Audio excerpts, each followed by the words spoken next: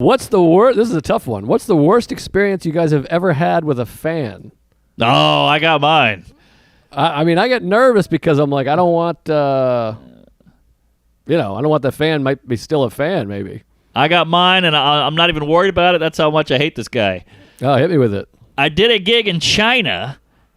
Me and the lady flew to China to the Shanghai Comedy Club. This is a big thing, and I did all these cities outside of Shanghai, like little satellite gigs. They're all horrible.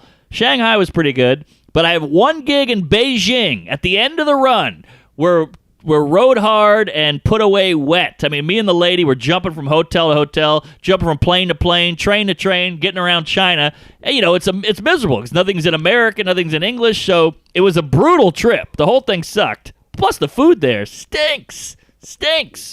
In China? Real Chinese food sucks. I know, it gets everyone sick. Yeah, they're eating dogs and bats, and people are shitting on the sidewalk. And just the little things about China. It's not a humorous culture. Right. That you never see a Chinese guy going, "Hey, you fucking cum guzzling bitch, what are you shaking?" You never see that guy. Right. And so I don't know. The whole thing kind of bummed me out. And so the last gig was amazing. It was in a bookstore, and it was insane. And I get off stage, and this kid was a Tuesday, and this is 4 years ago or 3 years ago. So to find a Tuesday in China was insane. Yeah. And he was like, holy shit, I'm a Tuesday. I listen to all your fuck stories. And he's quoting things I'm saying. I got the lady right here. And he's like, oh, remember when you fucked that fat chick in Austin? Or how about the blind girl in Cincinnati and the wheelchair chick from Phoenix? And I'm like, shut up. And he wouldn't stop. And Wait, she's going, is he an expat or is he like, oh, you fucked a girl with the teeth?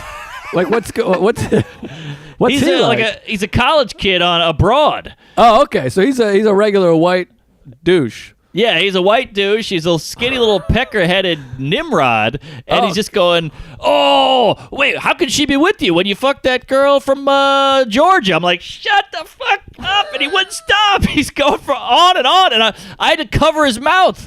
And at one point, the guy who run the show was so nice. He was like, I want to thank you for coming. So he bought us this big meal. So I'm eating the meal, and this kid he's sitting at the table, and he's just going and going. And I'm like, shut the fuck up. And I just stand up and go, get the fuck out of here.